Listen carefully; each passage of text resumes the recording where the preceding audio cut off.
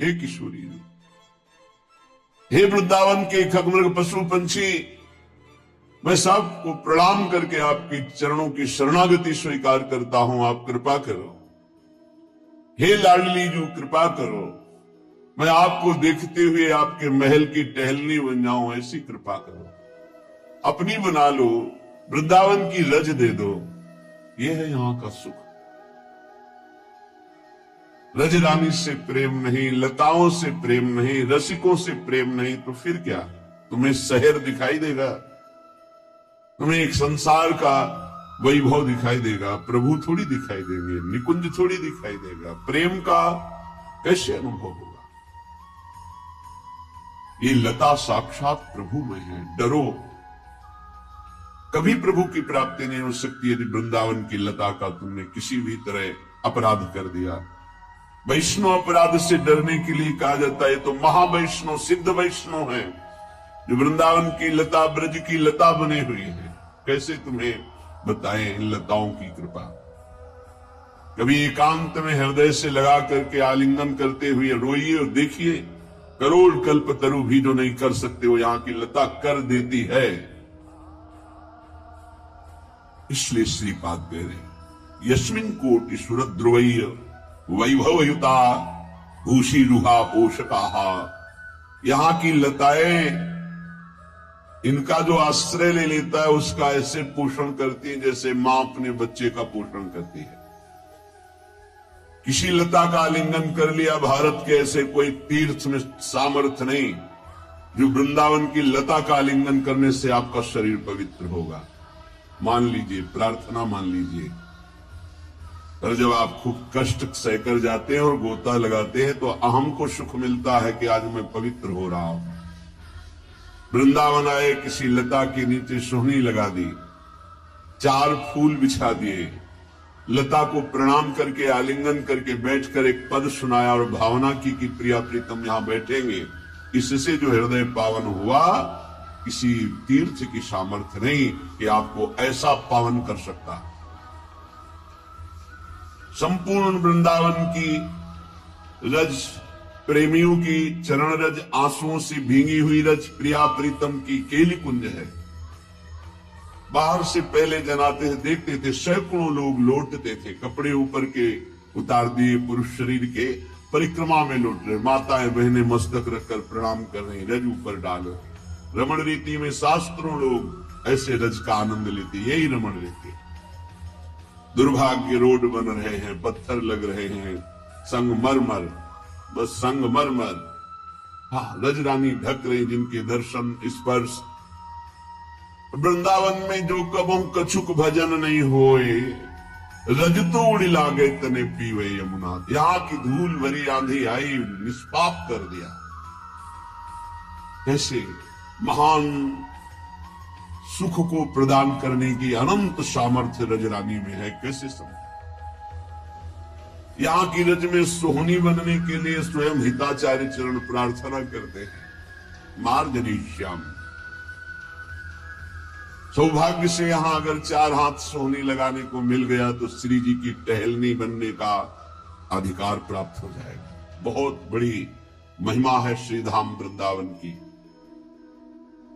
ये लताएं ब्रह्म स्वरूप है, निश्चित, ये अनुभव की बात कहते हैं। पढ़ी बात तो सुनी रहे हैं, छाती की बात कहते हैं। लताएं ब्रह्म स्वरूप है, इनका अद्भुत कृपा प्रसाद इन्हीं की कृपा से देखा है।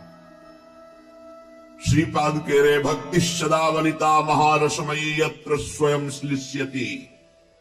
यहां भक्ति स्वयं नवयुवती प्रेम रस में भरी हुई, जो प्रियालाल के चरणों की शरण में आ गए, धाम की रज लगाते हैं, हृदय में आया कि मेरे हृदय में प्रेम लक्षणा भक्ति आवे, तो कहते भक्ति सदवनिता। सदवनिता कहते पतिव्रता, पवित्र को। जो प्रिया प्रीतम की शरण में हुआ उसका आलिंगन करती है। कौन? रसमयी प्रेम लक्षणा भक्ति। आलिंगन अर्थात उसके हृदय में प्रकाशित हो जाती है, केवल धाम के आश्रय से और वास से। भक्ति सदा वनिता महारसमयी यत्रम स्वयं श्लिष्यति। स्वयं आलिंगन कर लेती है उस हृदय का जिस हृदय में श्री प्रिया प्रीतम की शरणागति होती, श्यामा श्याम की, श्री यत्र हरिदास वर्य गणिता खट्टायमाना शिलाः, हरिदास वर्य श्री गिरिराज जी महाराज जहां विराजमान हैं, इनके दर्शन मात्र से पाप नष्ट होते हैं। ये सुरतरु कामधेनु चिंतामणि के समान हैं, सबकी कामनाओं को पूर्ण करने की सामर्थ्य रखते हैं गिरिराज जी महाराज। असंभव कार्य को भी संभव कर देना, बस आराधना कर लो, प्रदक्षिणा करो, कोई नशा मत करो प्रदक्षिणा में, परिक्रमा में, दाहिने थूको मत, लघु शंका मत करो, मौन व्रत धारण करो या नाम कीर्तन करो, मध्य में यदि कुछ पाना है या जल आदि पीना है तो वाम भाग में करो, नियम पूर्वक प्रदक्षिणा लगा लो, गिरिराज जी के दर्शन करो, देखो तुम्हारी कामना पूर्ण होती कि नहीं। साक्षात कामधेनु कल्पतरु चिंतामणि गिरिराज महाराज है, संपूर्ण ब्रजवासियों के प्राण हैं। स्वयं भगवान श्री कृष्ण ही प्रकट होकर बोले, मैं गिरिराज हूं। गौर से देखना, गिरिराज जी की शिला में आपको प्रिया प्रीतम के श्रीअंग की शोभा दिखाई देगी। एक शिला को गौर से देखो तो गौरवर्ण और श्याम वर्ण दोनों मिलित दिखाई देंगे, श्यामता और गौरवर्ण, अर्थात प्रिया प्रीतम के अनुराग में ये हरिदास वर्य हैं। हाँ, हरि राधा, ये प्रिया प्रीतम के प्रेमियों में श्रेष्ठ भगवत स्वरूप है श्री गिरिराज महाराज। बिना कुछ बिछाए शिला में ही प्रिया प्रीतम शयन करते हैं, खेलते हैं। खट्टायमाना शिलाः, जिनकी शैया सीधे शिला पे होती गिरिराज जी की, ऐसे श्री गिरिराज जी जहां विराजमान है। तद वृंदावन अद्भुतम सुखमयम को नाम नालंबते, कौन ऐसा होगा जो वृंदावन का आश्रय न ले, वृंदावन का दर्शन न करे, वृंदावन का कुछ समय के लिए वास स्वीकार न करे, वो बड़ा अभागी होगा। यदि वृंदावन का आश्रय नहीं, वृंदावन का परिचय नहीं, तो विन्दन्ति यावत् प्रणयम न मंदा, वृंदावने प्रेम विलास कंदे, तावन्न गोविंद पदारविंद स्वच्छंद सदभक्ति रहस्य लाभा। यदि वृंदावन और वृंदावन की शोभा का दर्शन नहीं हुआ, रजरानी का स्पर्श नहीं हुआ, रसिकों का संग नहीं हुआ, तो गोविंद का प्रेम प्राप्त हो जाए असंभव। तावन ना गोविंद पदारविंद स्वच्छंद सदभक्ति रहस्य लाभा। प्रेम लक्षणा भक्ति, ऐसे साधारण भक्ति की बात नहीं करते। जिस भक्ति के अधीन स्वयं प्रभु हो जाते हैं, वो प्रेम लक्षणा भक्ति वृंदावन की कृपा से आती है, रजरानी की कृपा से आती है, रसिकों की कृपा से आती है। लाडली जू की श्री चरणारविंद की आराधना से श्री गोविंद में अद्भुत प्रीति प्रकट होती है। श्रीपाद कह रहे हैं, स्मारम स्मारम नवजलधर श्यामलम धाम विद्युत। ये धाम क्या करता है? अंदर का चिंतन बदल देता है। बड़ा अद्भुत धाम का प्रभाव, अद्भुत, सच्ची कहते हैं अद्भुत। वो जैसे सब्जी बेचने वाले के पास हीरा लेकर एक गया, उसने कहा किलो 2 किलो आलू बैंगन चाहो तो ले लो, चमकीला पत्थर है। वाणिज्य व्यापार करने वाले वैश्य के पास गया, उसने कहा 1000 रुपया, कुछ तो है चमकता हुआ। स्वर्णकार ने देखा हो कि हीरा तो है पर असली इसके पास कहां से आ सकता है, गरीब आदमी, 1 लाख रुपया ले लो, रख लो। लेकिन जब जौहरी के पास गया तो उसने कहा भाई तुम्हें ज्ञान हो या ना ज्ञान हो, इस हीरे की कीमत हमारी दुकान में जितना भी स्वर्ण आभूषण है सब ले लो तो भी नहीं दे सकते। ऐसे ही श्रीधाम वृंदावन की महिमा जो रसिक जौहरी हैं उनको पूर्ण पता है, पर वो भी कहते हैं यहों लघुमति नहीं लाहो प्रमाना, जानत श्री हरिवंश सुजाना। हरिवंश सुजान कहते हैं प्रथम यथामति प्रणमो श्री वृंदावन अतिरम्य, श्री राधिका कृपा बिनु सब के मनन अगम्य। जितनी मेरी बुद्धि में वृंदावन पधारा है वो उतनी महिमा गान कर रहा हूं, संपूर्ण तो गान करने में असमर्थ हूं। श्रीपाद कह रहे हैं जो वृंदावन का आश्रय ले लेता है वृंदावन का वास्तव का एक दिन ही सही, 2 दिन ही सही, उसके हृदय का स्मरण बदलने लगता है। कहीं जो अखंड वृंदावनवासी है तो फिर क्या कहना, यदि रहने से रह रहा है, तन मन के बन से, ये शरीर से रह रहा है और मन से भी वृंदावन ही वास कर रहा है। तो बोले स्मारम नौजलधर श्यामलम धाम विद्युत कोटि ज्योतिष तनु लतिकया राधया श्लेषमानम। कैसे सुंदर रूप का वर्णन है। रूप बेली प्यारी बनी सुप्रीतम प्रेम कमाल, ये रूप का वर्णन है। आज देख ब्रज सुंदरी मोहन बनी केली, अंश अंश बाहुदय किशोर जोर रूप राशि मनो तमाल अरुझि रही सरस कनक बेली। देखो सखी देखो, आज देख ब्रज सुंदरी मोहन बनी केली। ब्रज सुंदरी और मोहन की केली को देखो, कैसी अद्भुत शोभा है। अंश अंश बाहुदय किशोर जोर रूप राशि मनोतमाल अरुझि रही सरस कनक बेल। नव निकुंज भ्रमर गुंज मंजु घोष प्रेम पुंज गान करत मोर पिकन अपने सुरसों मेल मदन मुदित अंग अंग बीच बीच सुरत रंग पल पल हरिवंश पिवत नयन चसक झेली। ये महारस है। स्मारम स्मारम, जो वृंदावन का आश्रयवास रजरानी का सेवन रसिकों का संग, उसकी स्मृति बदल जाती। जैसे अभी प्रयास करते हो पर स्मृति संसार की रहती है, ऐसे बिना प्रयास के यहां स्वार्थ में घूमने वाले की भी स्मृति भगवदाकार हो जाती है। धाम का प्रभाव, यहाँ फिरे स्वार्थ आपने भजन गहे फिरे बा। क्या स्मरण होता है? बोले देखा कि जलधर नवीन जलधर कांति, जिनकी श्री अंगों की है से लावण्य के समुद्र श्री लालजू महाराज, और अनंत बिजलियों की कांति ऐसी गोरी प्रियाजू, दोनों ऐसे विराजमान है मानो तर तमाल में अर्जी हुई कनक की बेली हो, स्वर्ण बेली हो। स्मारम स्मारम नौजलधर श्यामलम धाम विद्युत कोटि ज्योति तनु लतिकया राधया इसलिए स्मारम आलिंग, इसलिए आलंगन। ऐसे मिले हुए युगल सरकार को ध्यान में धरते हुए सुप्रवाह करते हुए और मुख से राधा उच्च सरस सरसम प्रोज्वलित जन्ममाण प्रेमणाविष्टो भ्रमति सुकृति कोपि वृंदावनांत।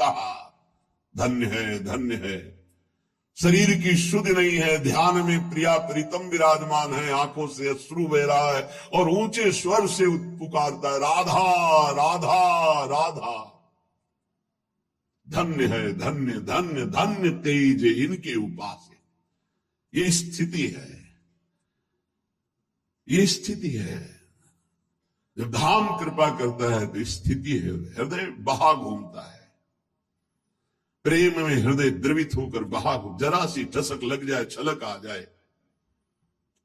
इसलिए बहुत बढ़िया अवसर मिल गया है। जो श्रीधाम का आश्रयवास सत्संग मिला है, अब हमारे जीवन का अंतिम जन्म होना चाहिए। जिनको श्रीधाम वृंदावन का अखंडवास मिला है उनको, जिनको नहीं मिला है दोनों को एक ही गति होगी।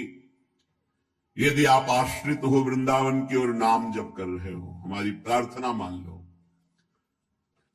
नाम जप जिसने पकड़ लिया तो भगवान उसकी जिह्वा पर नाम जप के रूप में विराजमान हो गए।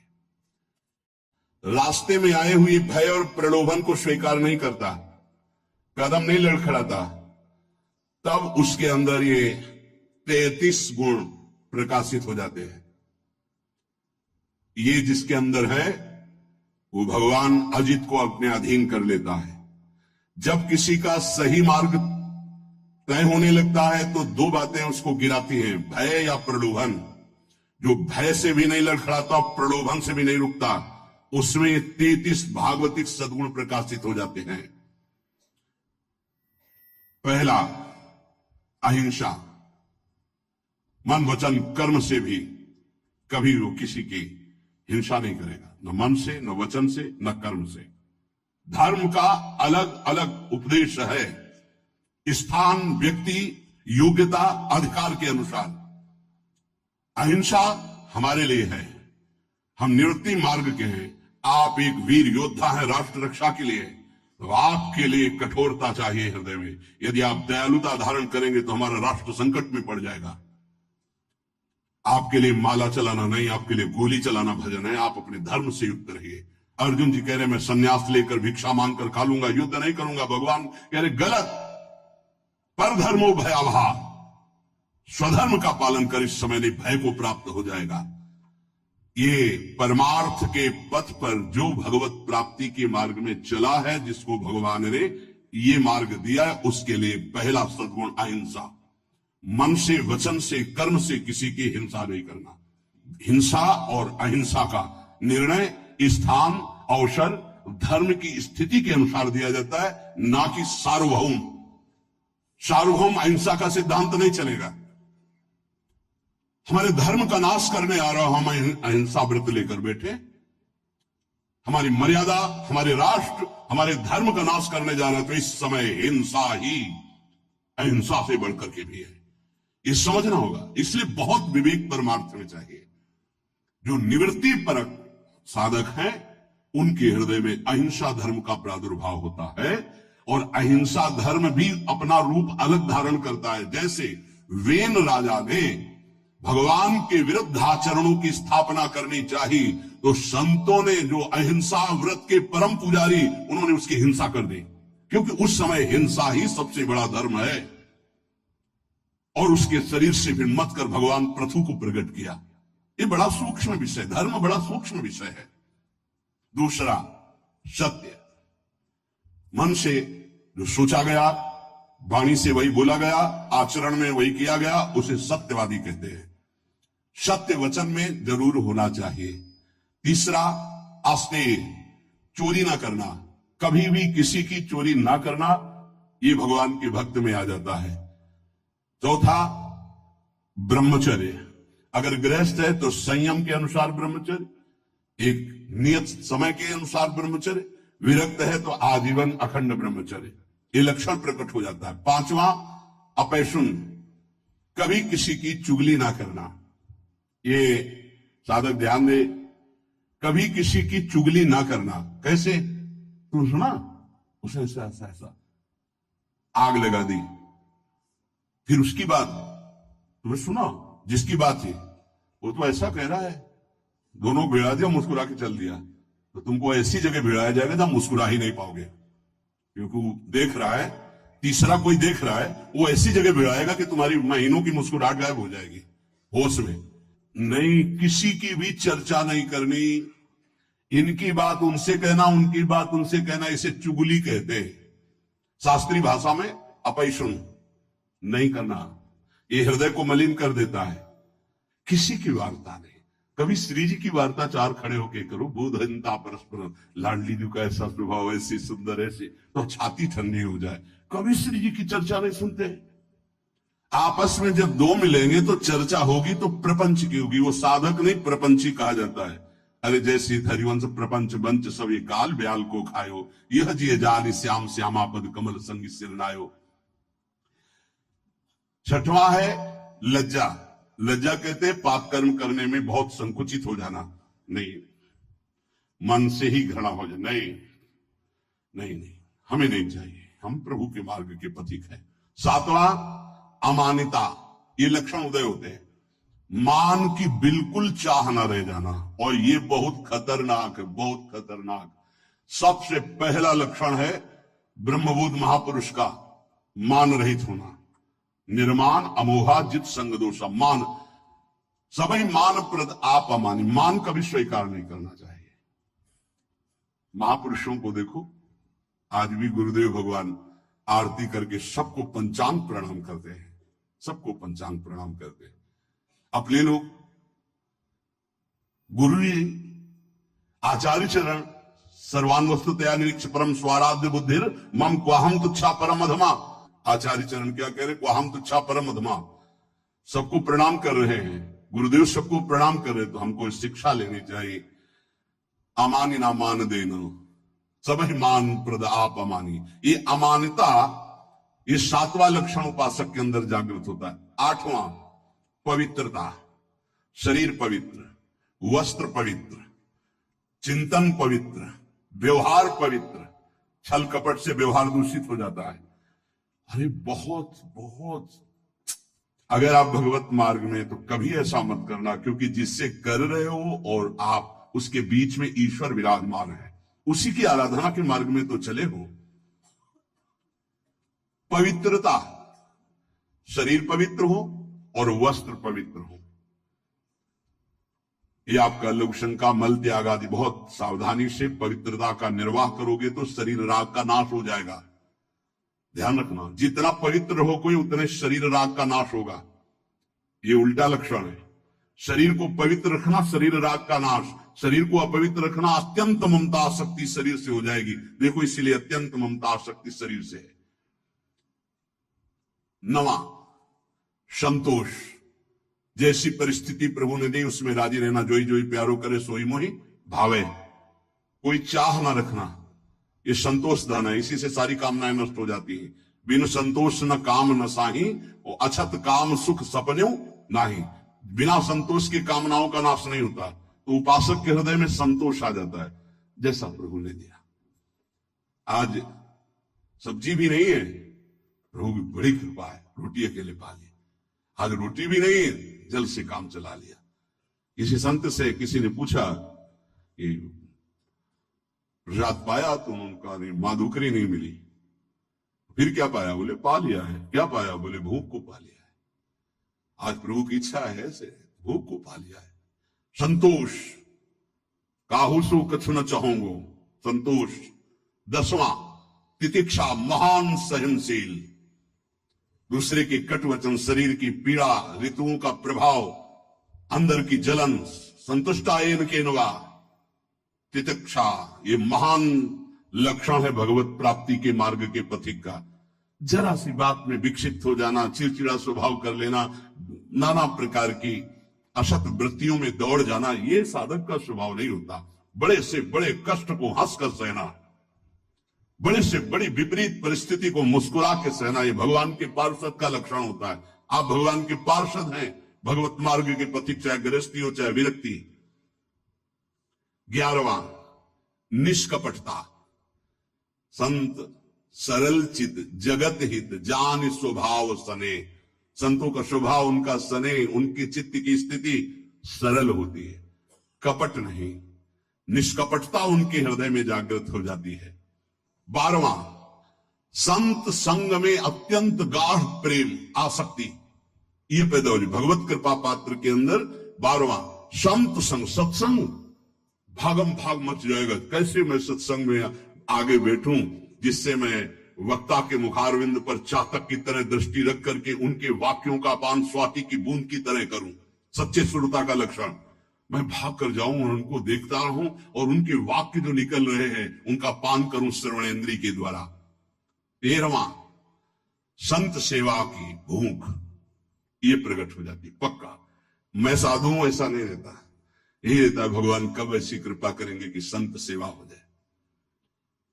एक साधक कह रहे थे कि जब संत सेवा होती है, उनके दर्शन सेवा का अवसर मिलता है, तो ऐसा लगता है कि ये कभी बंद ना हो और जीवन भर मुझे साधु सेवा मिलती रहे। बहुत अच्छा लगा कि हम लोग जब उनकी सेवा में खड़े होते तो एक अलौकिक आनंद मिलता है। संत सेवा की भूख जग जाना। बड़े भावुक जन होते हैं, बड़े भावुक जन होते हैं। इससे बहुत बड़ा प्रभाव पड़ता है, बहुत बड़ा हृदय में प्रभाव पड़ता है। एक संत थे जो कभी सेवा स्वीकार नहीं करते थे, तो बाहर उस समय शौच जाने को होता था, तो जहां बाहर शौच जाते थे, एक भगत थे, वो कभी शिष्य नहीं बनाते थे संत। तो कैसे सेवा करें, कहीं कुटिया में सेवा को तो अवसर ही नहीं था। तो जब शौच हो जाते तो शौच को गड्ढा खोद करके ऊपर से रथ से पाट देते। तो पहले जिस एरिया में शौच जाते थे तो उनको दिखाई देती थी पड़ी, साफ साफ एकदम ऐसे। महीनों हो गया, एक दिन छुप करके देखा तो वो कर नजदीक गए, होगा भाई ऐसी ये वृत्ति आप करते हो, मुझे पसंद नहीं, आप क्यों करते हो? उनका भगवान, मुझे लगा था कि संत सेवा करना चाहिए, आप प्रगट में कोई, वही उन्हीं को शिष्य बनाया और अपनी सारी आंतरिक धरोहर उनको सेवा से बहुत, पर सेवा ऐसी छुप कर या कोई जान ना पावे या उसको जलाने की चेष्टा ना हो, उससे मान सम्मान प्रियता प्राप्त करने की इच्छा ना हो, ये सेवा का भाव बड़ी कृपा से प्राप्त होता है। संदीपनी जी अपने गुरु जी की सेवा के प्रताप से ही जगत गुरु भगवान श्री कृष्ण के गुरु बनने का पद प्राप्त किया। सेवा में बड़ी सामर्थ्य है। स्वयं रघुनाथ जी गुरु सेवा संत सेवा की इतने इच्छुक कि विश्वामित्र जी की आज्ञा में रहे, उनके साथ साथ रहे, उनके चरण दबाए, उनके जिनकी आज्ञा का पालन समस्त वैदिक ब्रह्म ऋषि सिद्धांत पूर्वक करते हैं, वो प्रभु आज्ञा पालन कर रहे हैं विश्वामित्र जी की, हर कदम पर आज्ञा लेकर जा रहे हैं। 14वां तप। तप कहते हैं मन में आए हुए विकारों को सह जाना, उसके अनुसार भोग क्रिया न करना, वो जो ताप होता है उसे सह जाना तप कहते हैं। अपने परमार्थ मार्ग में चलने में जो कष्ट मिलता है उसको हंस के सह जाना, उसे तप कहते हैं। जैसे किसी को भी नींद ना आती हो तो इस समय आराम से आ जाएगी घर में आराम से, लेकिन आप नींद का त्याग करके तो प्रणाम करते हैं। कहते कलयुग चल रहा है, प्रणाम करते 10-10 20-20 हजार लोग मार्ग में, अगर हम वहां से 2:15 बजे निकलते हैं तो वो कै बजे से लगे होंगे, कै बजे खड़े रहे होंगे, कहां से आए होंगे, और किसी के चेहरे में कोई निराशा नहीं, नाचते हुए उत्साहित होते। मुझे तो सतयुग दिखाई दे रहा है, सब राधा राधा राधा राधा राधा। कहां उनकी नींद है, कहां उनकी सुविधाएं, छोटे छोटे गोद में बच्चे लिए धक्का खाते हुए खड़े हुए। बलियारी उनको प्रणाम है, क्या देखने के लिए खड़े हैं? क्या मिल जाता है उनको? ना एक चाय मिलती, ना एक लड्डू मिलता है, ना उनको ऐसे ऐसे भी तो नहीं होता कि, और ऐसे है भी क्या? आया क्या कुछ तुम्हारे पास? ऐसे कुछ आया क्या? कुछ नहीं, कुछ नहीं, नहीं तो हम कर तो रहे नहीं, लोग ऐसे नहीं। अगर कुछ आया हो तो बताओ, कुछ नहीं आया। राधा राधा राधा आया, बोलो या ना बोलो, राधा राधा राधा कान में आया, श्रवण में सुना, तुम्हारा मंगल हो गया। कैसे भगवान की कृपा पात्र जन है। अपने तो संत नहीं है, संतों की चरण धूल के आश्रित है। वो केवल संत दर्शन मात्र के लिए दूर दूर से गाड़ियों से आकर के रोड में खड़े। आप सच्ची मानिए, जब दृश्य देखिए वहां पार्क उधर से जब मुड़ते हैं तो दोना पत्तल कीचड़ जहां कूड़ा है वहां वो खड़े हैं, तो उनके चरणों में मन प्रणाम करता है कि उनको ये नहीं कि मैं कीचड़ में घुसा खड़ा हूं या ये अशुद्ध दोने पत्तल उनके ऊपर खड़ा हूं, पर कहीं से भी दर्शन हो जाए मैं खड़ा हूं, प्रणाम है। तप, अपने धर्म के पालन में जो कष्ट मिलता है उसको सहना। अपने धर्म के पालन में जो कष्ट है उससे, जैसे आप संयम से चल रहे तो काम वेदना जागृत हो रही, कोई आपको कटु वचन कह रहा तो क्रोध वेदना आ रही, आप अपने परिवार के मोह का पोषण नहीं कर रहे तो मोह जला रहा है, आपके पास अर्थव्यवस्था नहीं तो लोभ आपको सता रहा है। कई तरह की ऐसी वेदनाएं ताप हैं, पर साधक उधर ध्यान न देते हुए वो भगवान की तरफ बढ़ता, उसे ही तपस्वी कहते हैं, भारी तपस्या इसे कहते हैं। 15वां स्वाध्याय, अपनी वाणी जी का गायन और शास्त्र सिद्धांतों का स्वाध्याय। ये अगर आप नहीं भी करते हैं तो सुनने को मिल रहा है आप सबको। स्वाध्याय करने की रुचि बढ़ जाती है। देखो, जिनका हृदय अपवित्र है, जब वाणी जी होगी यहां बैठेंगे नहीं, यहां नहीं बैठेंगे, आपको बाहर मिलेंगे, क्योंकि मन बर्दाश्त नहीं कर पा रहा वाणी जी के श्रवण में। और जिनका मन निर्मल है, शांत वाणी जी में दृष्टि, उधर गायन हो रहा, कान में पड़ रही, अहो भाग्य, बैठे रहो, ये बंद करो, जो उद्दंडता है मन की बंद करो। सम दम, सम इंद्रियों को बहिर्मुख होने से बचाओ और अंतर्मुख रखो। दम, मन का निग्रह करो, मन जो भोगों की तरफ जा रहा है उसे प्रभु की तरफ लगाओ, बार बार हटाकर भोगों से प्रभु की तरफ लगाना मनोनिग्रह, और इंद्रियों को विषयों से हटा करके बार बार प्रभु की तरफ लगाना इंद्रिय निग्रह। सम दम, दान विनय, ये 17वां दान। अगर आपके पास 100 रुपए हैं, किसी को बीमार देख रहे हो, कष्ट में देख रहे हो, या साधु सेवा या गौ सेवा, जो हमारे धर्म के स्तंभ है, अगर 1 रुपए भी दे देते हो धर्म की कमाई का, तो बहुत बड़ा उदान है। बेईमानी करके आप 1 लाख देते हो, उसका कोई महत्व नहीं है, क्योंकि वो बेईमानी करने जिसके पास जाएगा उसकी बुद्धि को भ्रष्ट करेगा। धर्म के द्वारा कमाया हुआ यदि 1 रोटी भी दे देते हो तो वो दान माना जाता है। और अगर कहीं ये मानकर दे देते हो कि आपकी वस्तु आपको समर्पित, तो सेवा बन जाती है। विनय, आपका व्यवहार विनय पूर्वक होना चाहिए। सबहिमान प्रद आप अमानी, विनय इसी में आएगा। हंस बोले बहुमान दे, तरुषम सहनशीलता होए, परम उदार कहे सब कोई, सोच नमन कबहू करे कब, जब वृत्ति भगवदाकार हो जाए तब। नहीं, पहले प्रवचन में कहा है कि नारियल जैसा स्वभाव होना चाहिए, ऊपर से जटिल और कठोर, वो अंदर से मृदु। अगर ऊपर से मृदु रखोगे तो घायल हो जाओगे। तुम्हारी सामर्थ्य नहीं कि माया के आक्रमण को सह पाओ। एक बार जो तुम्हारी तरफ देखे दोबारा प्रियता भरी नजर से ना तुम देखो ना वो देखे, जब तक भगवत साक्षात्कार। इसीलिए उत्तम साधकों को देखा गया गंभीर मुद्रा, हिम्मत ही नहीं पड़ेगी कि तुम उनसे संभाषण कर लो। पक्का तुम्हारी हिम्मत नहीं पड़ेगी कि बात करो। अगर तुम्हें श्री हरिवंश भी कहना है तो एक बार सोचना पड़ेगा, वही जाकर सिद्धावस्था को प्राप्त होते। पहले ही व्यवहार में विनम्रता और हंस बोले बहुमान दे, तो तुम्हारी सामर्थ्य नहीं कि तुम व्यवहार के प्रेम को बचा पाओ। विनय। 18वां आर्जो। आर्जो कहते हैं सरलता को। अंदर की सरलता बहुत उत्तम है, बाहर की कठोरता अति आवश्यक है साधक के लिए। बहुत जरूरी है। अगर बाहर से सरल हुए तो धोखा हो जाएगा।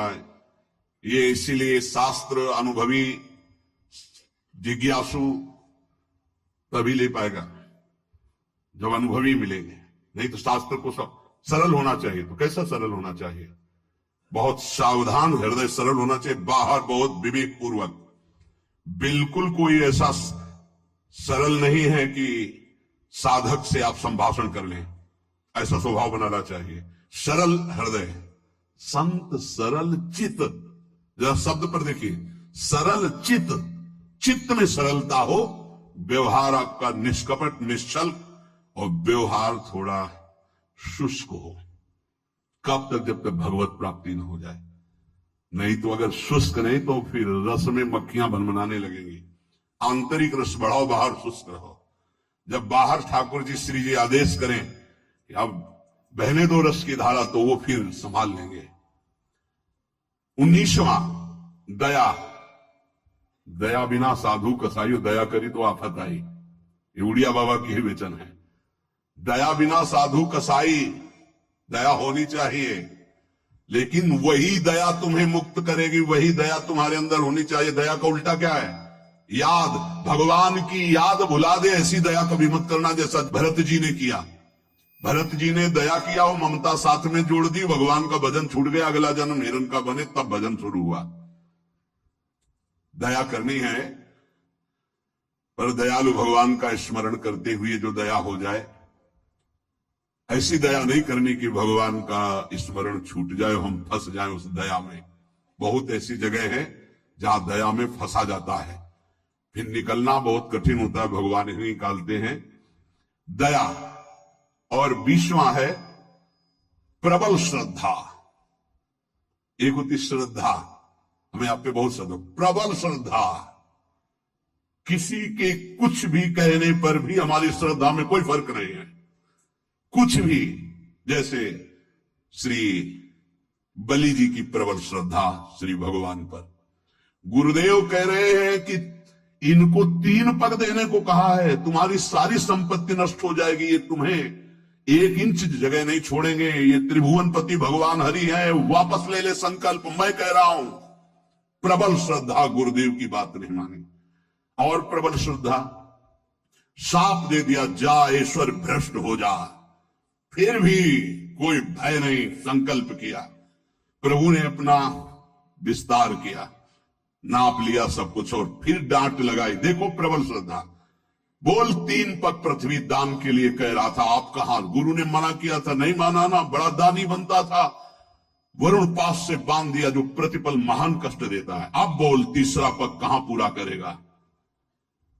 बलि जी की प्रबल श्रद्धा में कोई फर्क नहीं पड़ा। प्रहलाद जी के नाती हैं, महाभागवत प्रहलाद जी के नाती, विरोचन पुत्र महाराज बलि। उन्होंने कहा, प्रभु अभी तो आपको प्रणाम भी नहीं किया, हाथ बंधे नहीं, आपको प्रणाम करता। प्रभु हम अपने वचन से पीछे नहीं हटने वाले। 3 पग कहा था, 2 पग में सब नाप लिया, उतने ही बड़े बनो जितने बड़े में मांगा था। और 3रा पग मेरे सर पे रखो और मुझे नाप लो।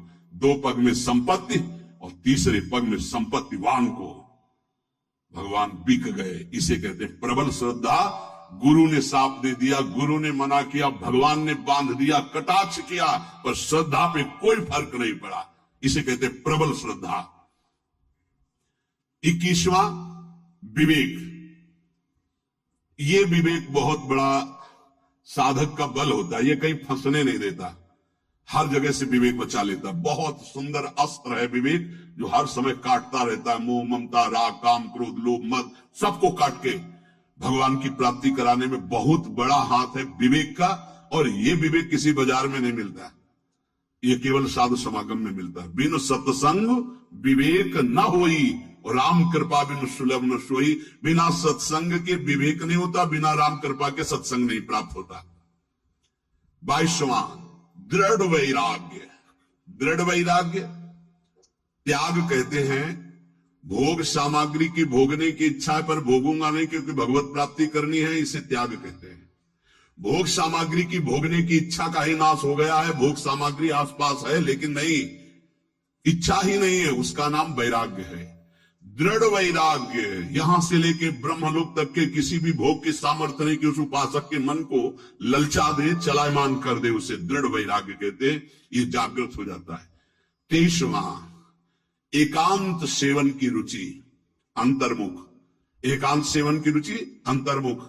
बाहर के लिए कमरे की बात नहीं है। यहां कमरे में भी बैठकर आप एकांत नहीं रहेंगे यदि अंतर्मुख नहीं है। विषय चिंतन कर रहे हैं तो आप बाहर ही हैं, एकांत नहीं। एकांत अपने इष्ट के चिंतन में निरंतर लगे रहना। 24वां किसी भी तरह का कोई भी परिग्रह न रखना अपने लिए। कोई भी परिग्रह अपने लिए नहीं रखना। जिसने आज दिया है वही कल देगा।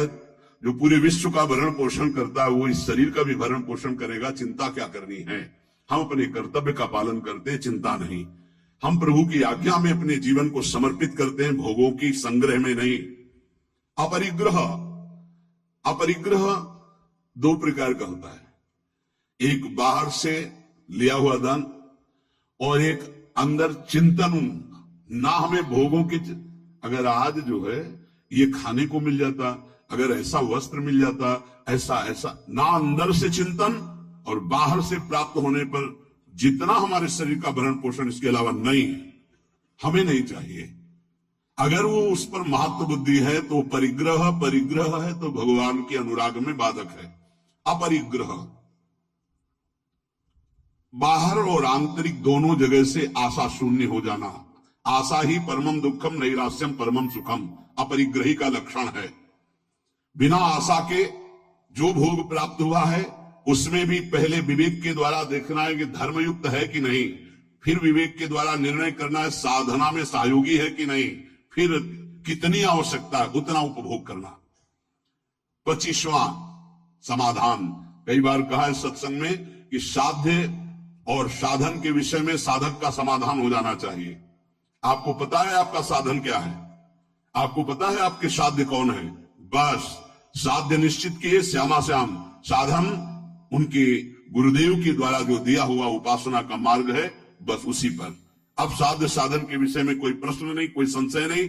चित्त का भगवदाकार हो जाना, अपने आराध्य देव में समर्पित हो जाना ही वास्तविक समाधान कहा जाता है।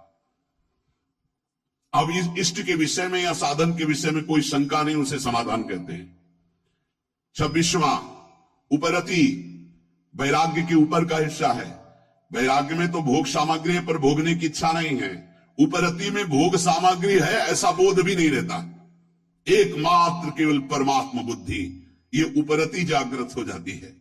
27वां भगवत तेज, जिससे सब भयभीत रहते हैं, उसे भगवत तेज कहते हैं। कोई भी त्रुटि गलती करोगे, कोई भी धर्म विरुद्ध आचरण करोगे, तुम्हारा मन सामने आने के लिए नहीं कह पाएगा। तुम कटोगे, सामने नहीं आओगे। तुम्हारा अगर ज्यादा अपराध बन गया तो निंदा करने लगोगे, द्वेष करने लगोगे गुरुजनों से, क्योंकि तुम्हारे नाश का कारण बनेगा। भागवतिक तेज, जैसे श्री कपिल जी महाराज से सगर के जो 60,000 पुत्र थे, वहां आश्रम में घोड़ा बंधा हुआ था, उनको तो पता ही नहीं था, ध्यान में थे, किसी ने बांध दिया। उनको लगा कि इन्होंने तो उपद्रव मचा दिया। तो केवल देखा था, सोचा नहीं था, इतने में सब के सब भस्म हो गए। इसे भगवत तेज कहते हैं। दूसरा भगवत तेज का स्वरूप, घोर विषयी पामर नीच आचरण करने वाले की चित्त वृत्ति का परिवर्तन करके परमार्थ पे खड़ा कर देना, भगवत मार्ग में चला देना, इसको भागवतिक तेज कहते हैं। ये तेज महापुरुषों में अपराधियों के अपराध को रोक देना, मलिन वृत्ति को उठाकर भगवदाकार कर देना, ये जो तेज है ये भक्त में जागृत होता है, संतों में जागृत होता है। इसी से जगत मंगल होता है, इसी तेज से।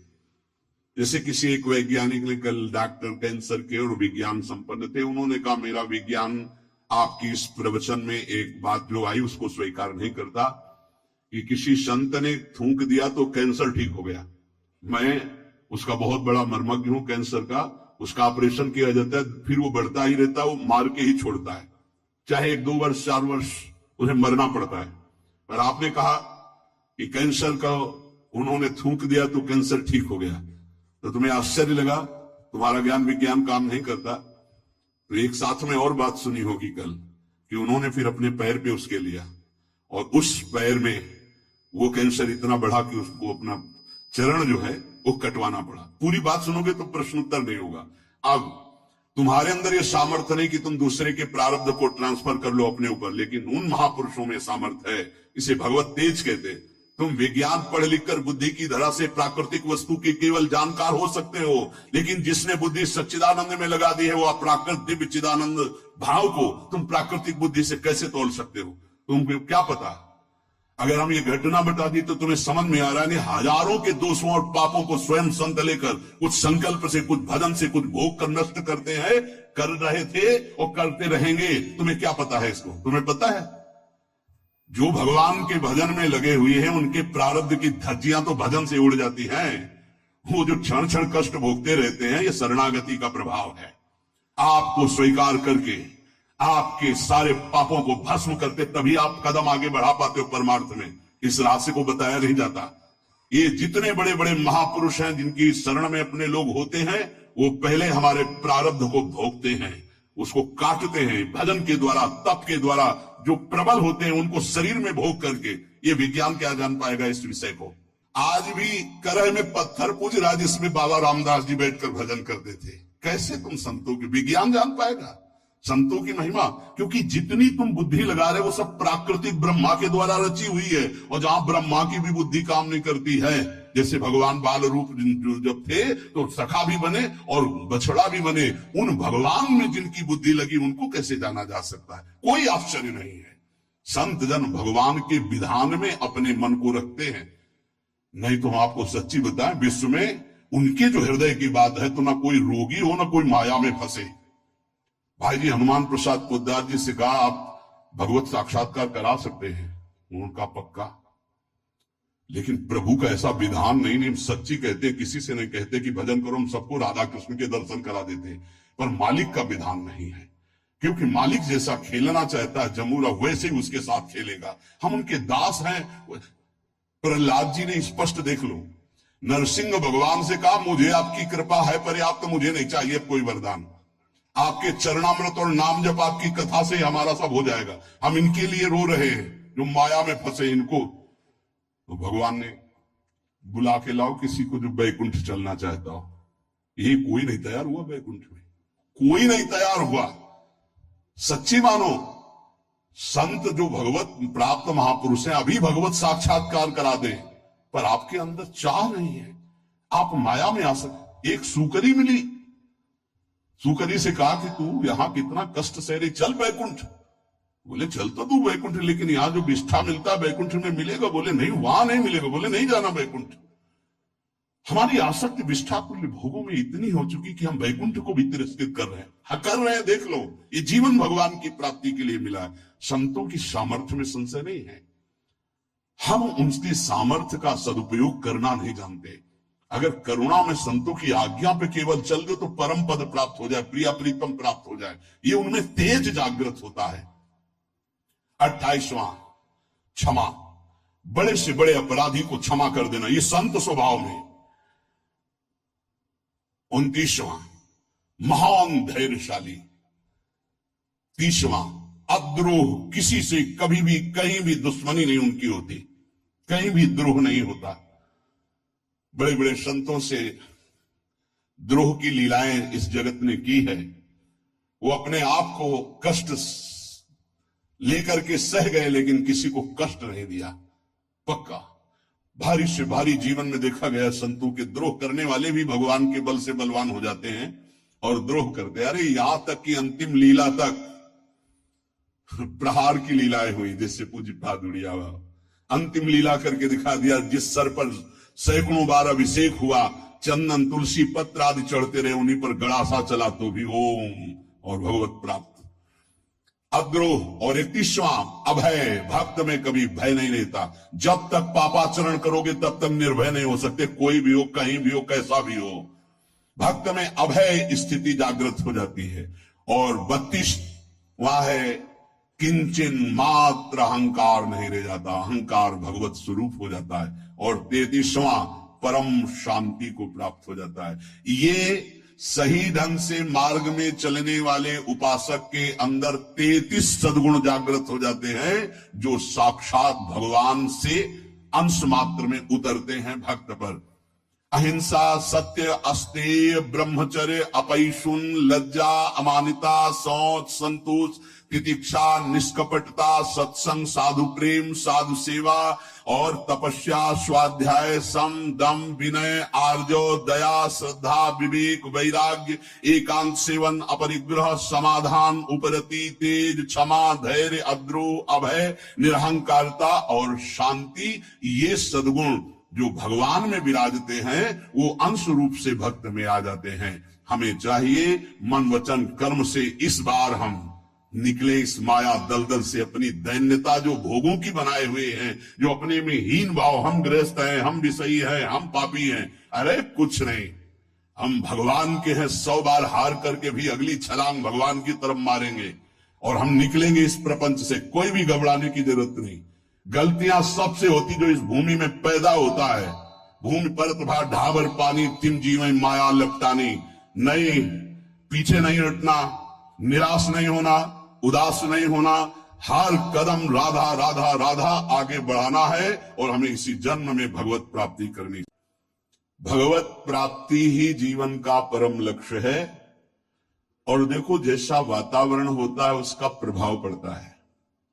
सिद्ध पुरुषों की बात अलग है। साधकों को भागवतिक वातावरण यदि मिले तो बहुत जल्दी भक्ति का प्रादुर्भाव होकर के उसका बढ़ना हो जाए।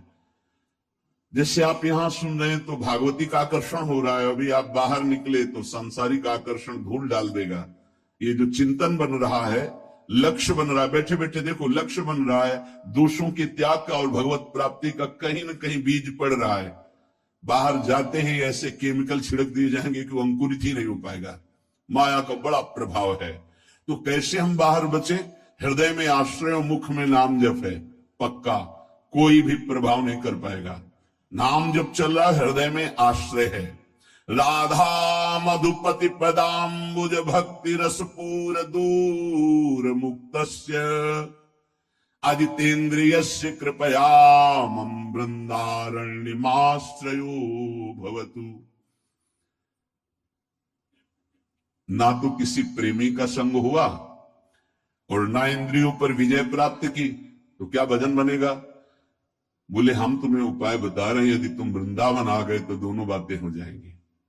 अजितेंद्रिय होते हुए भी तुम्हें भगवत प्राप्ति हो जाएगी। और भगवत प्रेमियों का संग तो यहां गली गली में है, वो करा देंगे, प्रभु करा देंगे। राधा मधुपति पदाम्बुज भक्ति पक्का जागृत हो जाती है। वृंदावन का आश्रय मिला जहां तो फौरन वो आपको रसिकों का संग करा देगा। रसिकों का संग हुआ तो इंद्रियों पर शासन प्रारंभ हो जाता है। जबरदस्ती इंद्रियों को भोगों से हटाकर प्रिया प्रीतम में लगाया जाता है।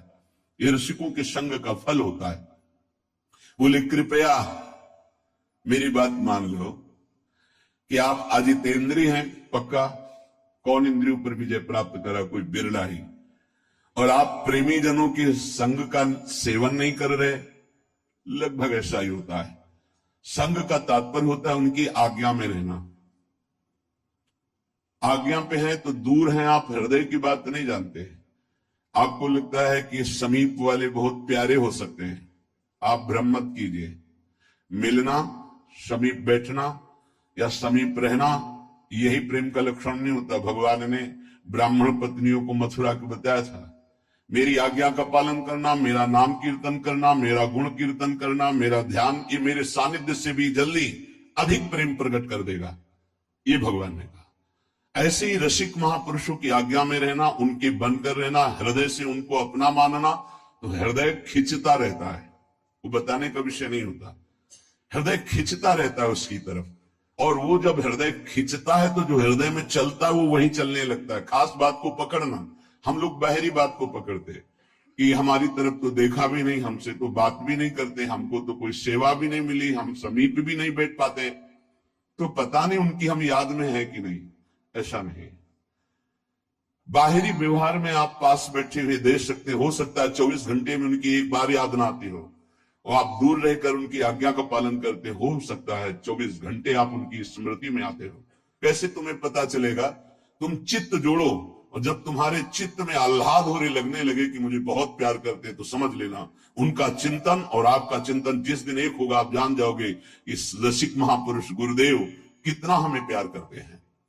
सच्ची मानना, तुम्हें कैसे बताए? प्यार हृदय का विषय होता है, बाहरी व्यवहार का विषय नहीं होता है।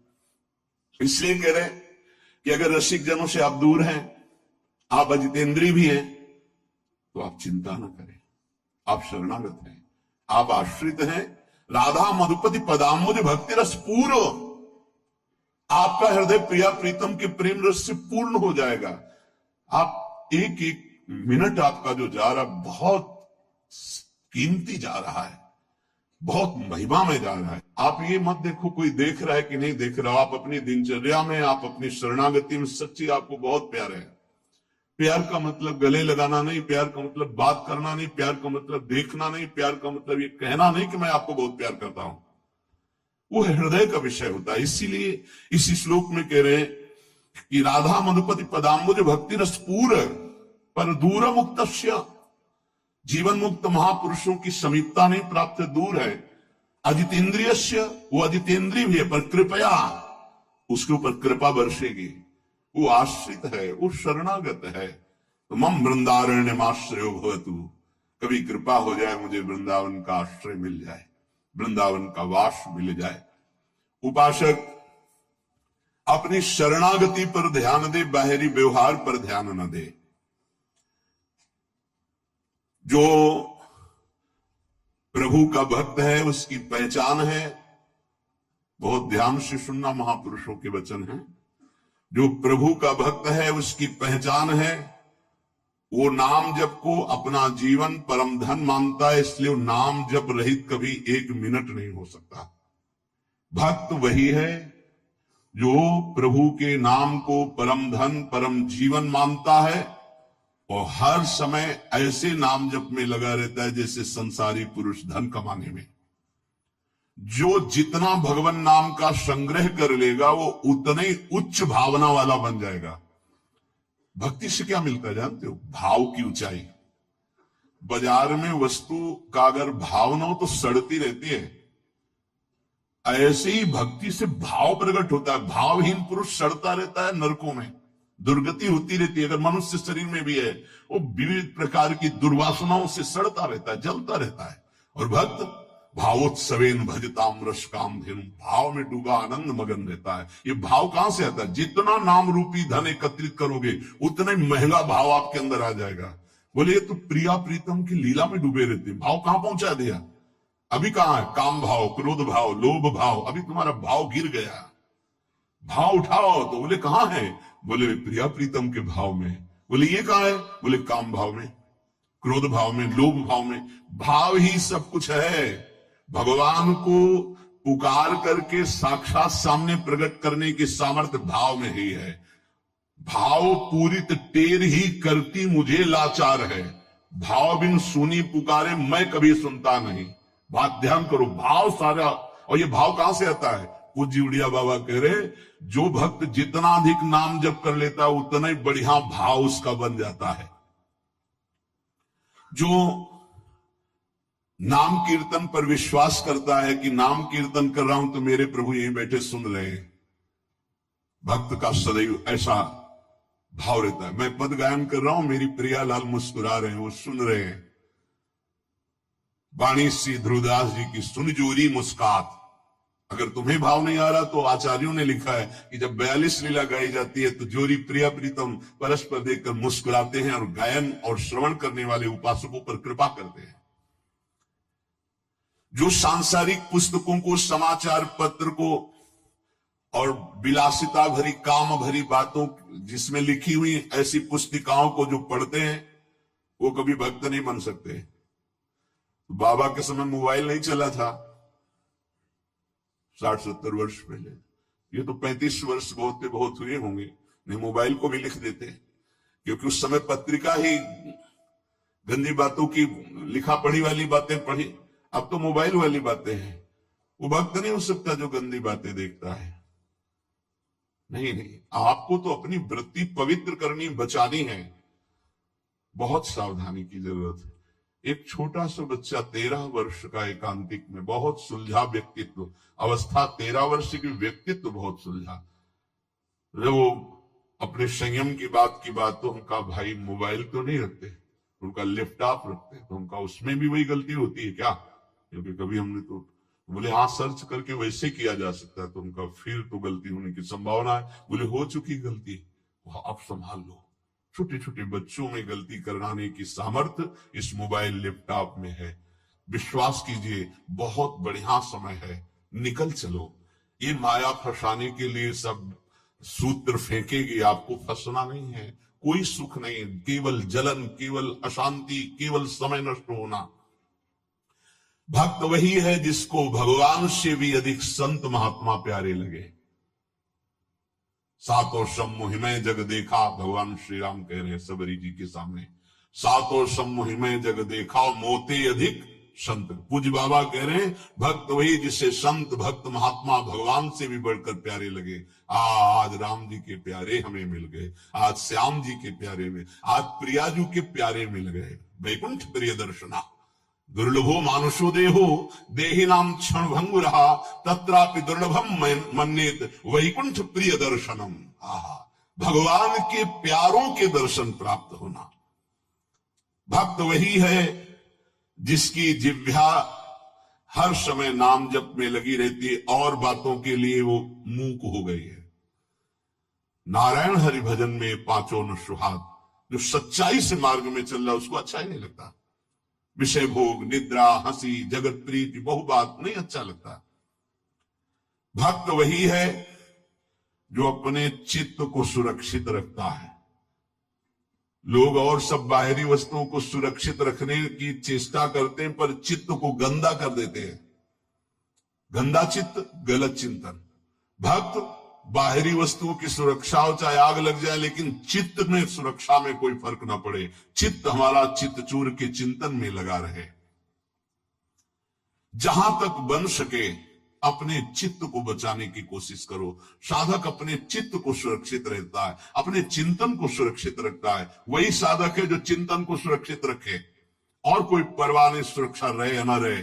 चित्त सुरक्षित है तो निरंतर चिंतन का प्रभाव भगवत साक्षात्कार करा देगा। भक्त वही है जो प्रभु से केवल प्रभु को मांगता है। ध्यान दीजिए, भक्त वही है जो प्रभु से केवल प्रभु मांगता है कि आप चाहिए आप, हमें और कुछ नहीं चाहिए, बस आप मेरे हैं, मैं ऐसा मस्त रहूं, बस ये हमें चाहिए और कुछ नहीं। आपसे आप चाहिए, बस आपसे आपकी माया का कुछ नहीं चाहिए, आप चाहिए। भक्त वही है जो भारी विपत्ति काल में किसी भी व्यक्ति का सहारा न लेकर इष्ट के भरोसे रहता है।